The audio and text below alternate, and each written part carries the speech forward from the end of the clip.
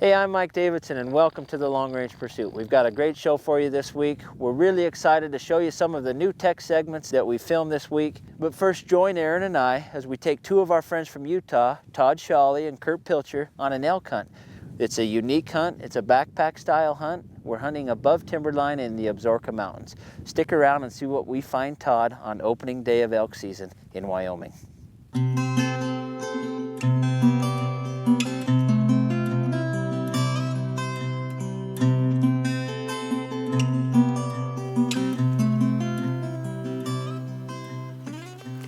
On today's show, we're hunting elk.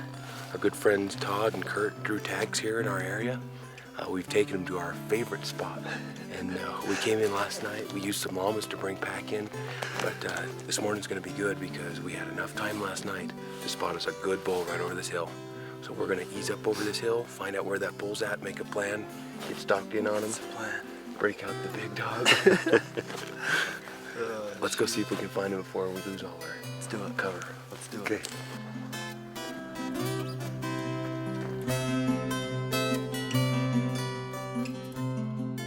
He doesn't look very good. But they're still there. There's a couple good rams walking up out of there. Oh, there's our elk over there. No, that's a sheep. That's a band of sheep. That elk's just up to the right of it. What's this bull walking up right here? Well, that's the one I seen. I don't think Man. there's anything. We come up here and hunting elk, and we've seen more sheep. We've probably seen maybe a dozen legal rams too that were full curl. This morning we got sheep on that hillside. We got sheep down there. I think I might make a marathon run out and grab my daughter. She drew a sheep tag this year. This is a pretty easy spot to get some sheep.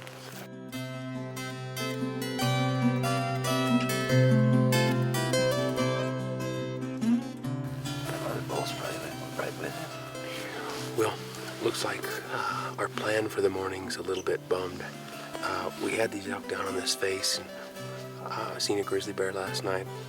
He kind of pushed them up out of the bottom, but they acted like they wanted to come back down. Showed up this morning, there's no elk here. We're pretty sure we don't have any behind any of the folds. We got this one raghorn moving up the ridge. We think he's following the main herd, so what we're gonna do is circle around and see if we can get back up on top and see if they've moved over to that next drainage. That's our best bet.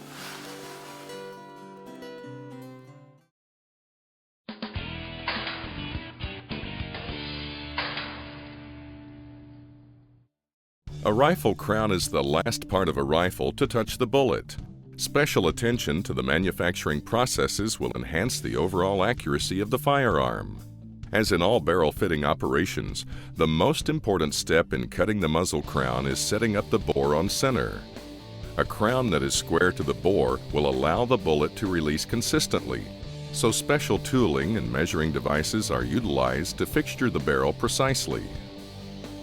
The first operation and turning tool faces the barrel and puts a radius on the outside edge to minimize coating wear. CNC machines combined with single-point cutting tools allow cutting compound curves and angles to prevent damage to the important surfaces of the crown. The boring bar cuts the 11-degree target crown in a small recess. The CNC program allows precise control of the depth of the recess and the angle of the crown. The final polishing operation removes any marks remaining from the machining operation. In comparison, a factory barrel crown is not as complex. After final inspection, this barrel is ready for assembly.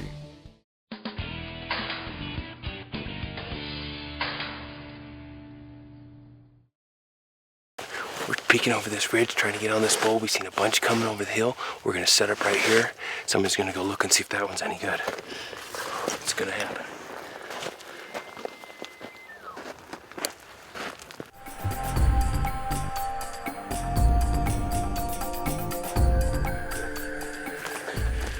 Well, we got bulls all around us all of a sudden. We got a couple over here, some other hunters spooked. But the big bull was down in the bottom of the creek that we were watching this morning, kind of fed back in there.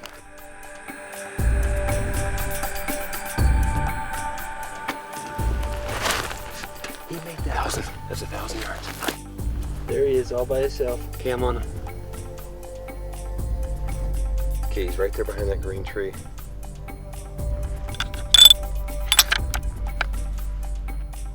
Okay, as soon as he steps out, he's going to be 1,050. 1,050? Yep.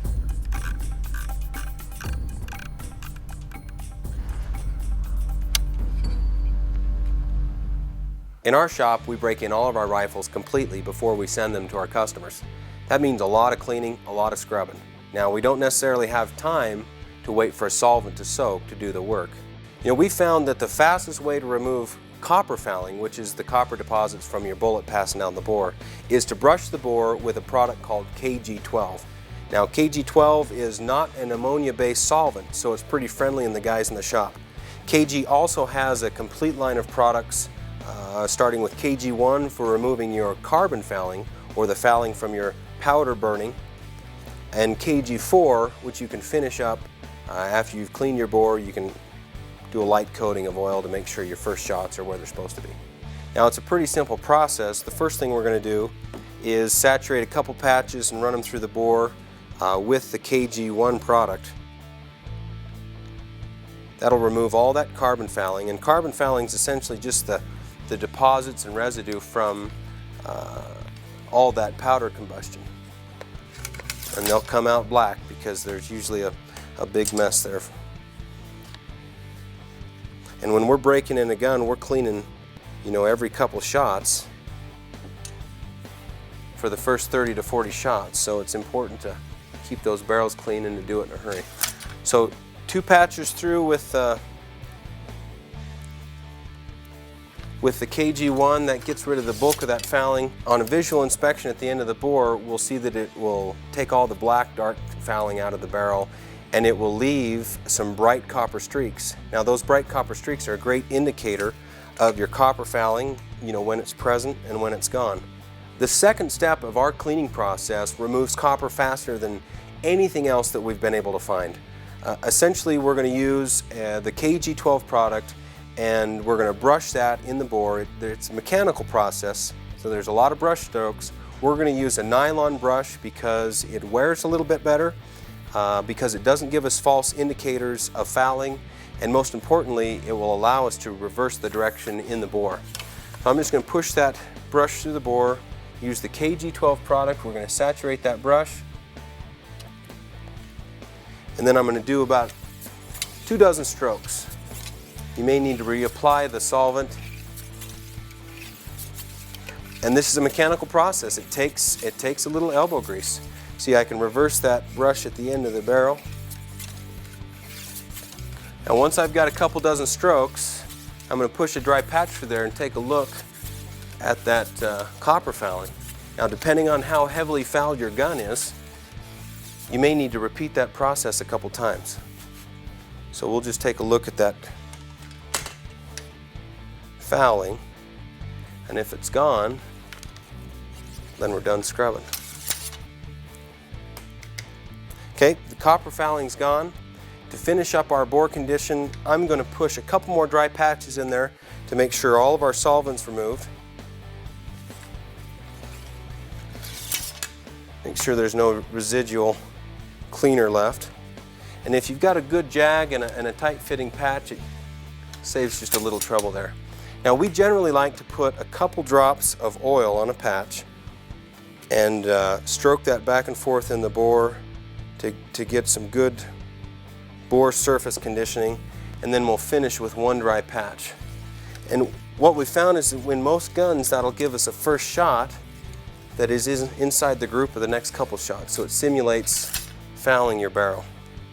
So follow that with a dry patch. Okay, with that dry patch to the bore, I'm ready to take some shots, and I expect it to be inside my group. I'm Aaron Davidson, and using the KG product line, you can expect to clean your bore in under 5 minutes. 1,050?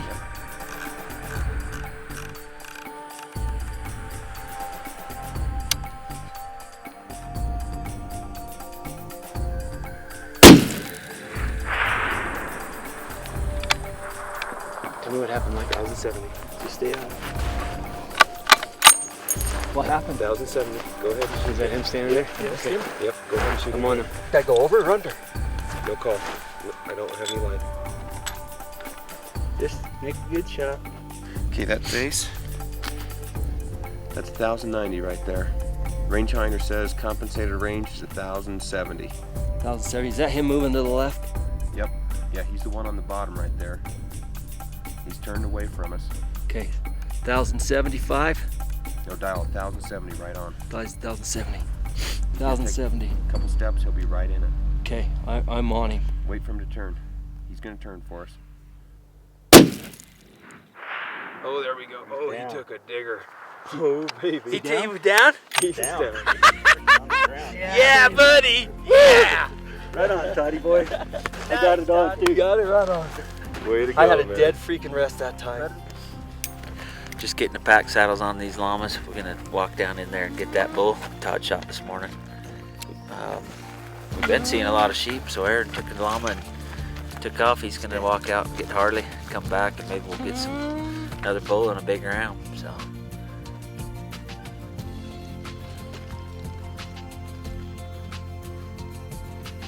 Right on, Toddy. That's him. Yeah, that's the bull we saw last night.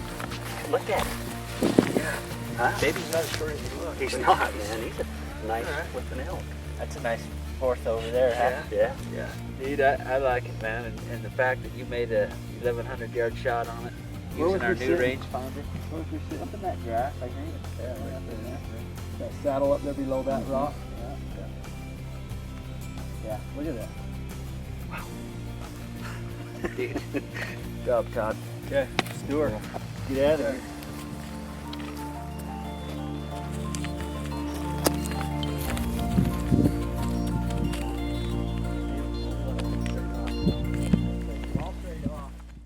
When you're using a BDC turret or a bullet drop compensating reticle, they're designed to match a specific ballistic coefficient and air density.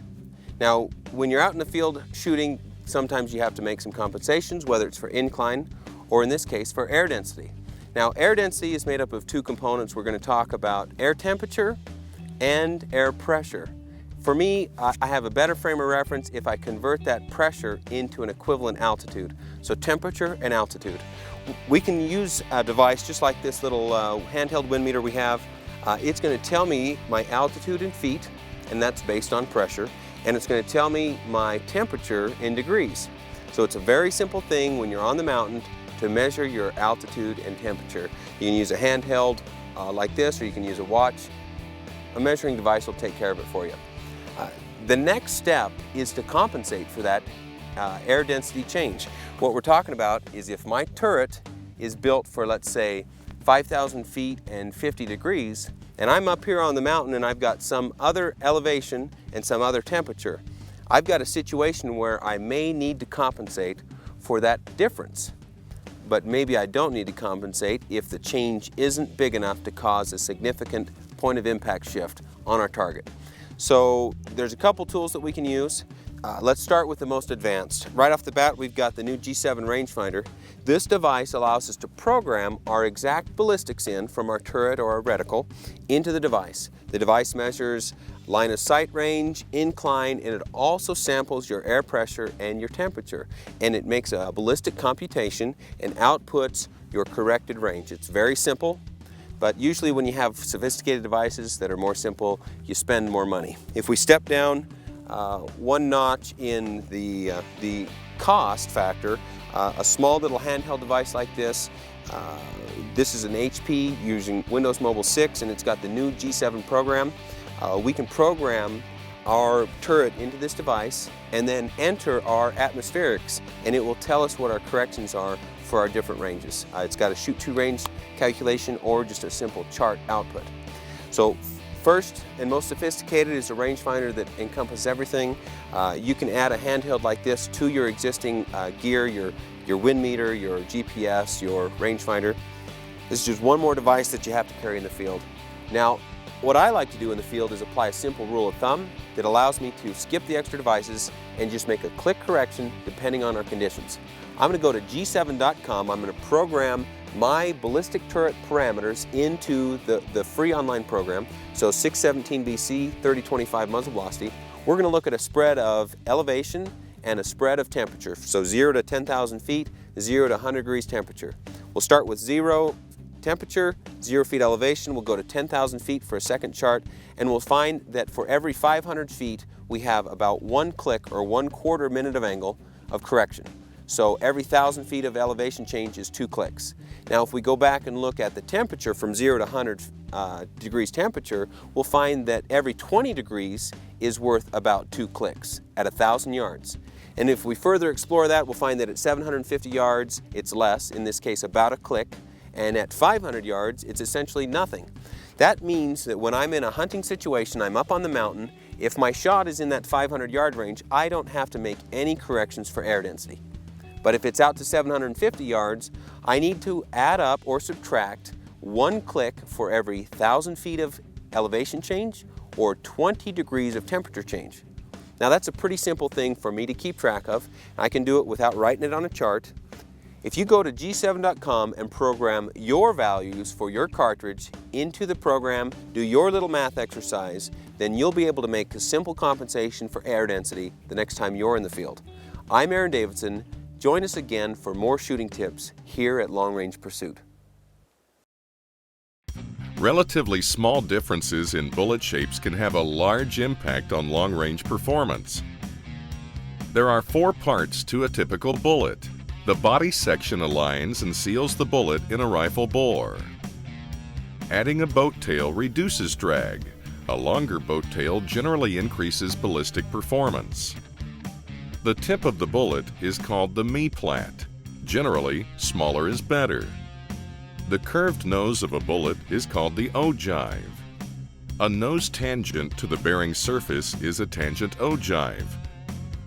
A secant ogive has a sharper nose angle and generally has a higher ballistic coefficient. A typical VLD bullet has all of its parts optimized for long-range performance. Hey, we're back in Area 5 with Harley.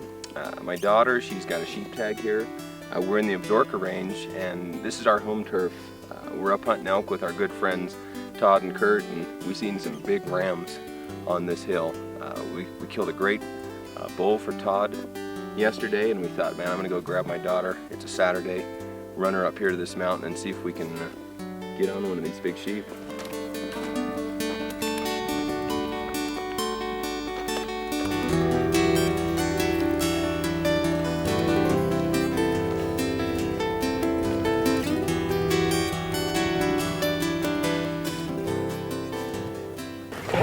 Those rams are right there, about 500.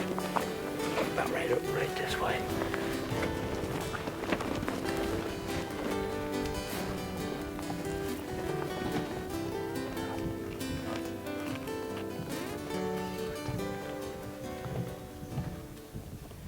How far are they? The farthest one's close to 7. Okay. Which one we shoot? Dude, they're all freaking big. I can't tell yet. Just get on that front one, Harley. Practice on him. Practice getting ready. 5th from that left side. Okay. Dialed to 765. Fifth from the left. There's that side. Yep. That's the one we want, Harley. Yeah, it's the 3rd. Okay, it's on. It's loaded, so don't squeeze the trigger till you're ready. Let's make sure she's on the right one. Okay, he's 3rd from the left. There's 2 up there right together. Yeah, it's good. Okay. There's There, really just pick his 2 head up. outside. Yep, See him, just Harley? pick his head Yep. up. Okay. I'm rolling. Take it. There's one hash mark. What about them other rams in front of it? Just hold the crosshairs right where his neck meets his shoulder. Take I'm him. holding He's on open the by left himself. one. Quick. Never mind. He's turned. He's out of there. Here, that light one's right there. Right behind the chocolate one. Oh my gosh, it went over. Okay, Dad, tell me which one to shoot before they go over. We had him broadside there. We should have whacked that one. We would have had to miss by like 3 feet to hit a different sheep. You gone? Yeah.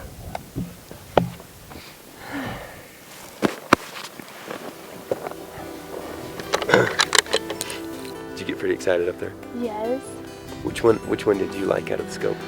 the biggest one. The biggest one? Which one was that? Like, Did you like the light colored one or the chocolate one? I think the chocolate one is one. He's a little heavier. So I think probably what we'll do is we'll hang tight here and let them come back over this evening and take a shot that we have lots of time to set up on. Okay. But you pretty steady on the gun? Yeah. All right, cool. Hey, thanks for joining us on the Long Range Pursuit. We had a great hunt with Todd and Curt. Those guys were a lot of fun to be around. I'm especially grateful that Todd brought those llamas to help pack that elk out. Join us again on another episode, and we'll see if Harley can connect with that bighorn sheep.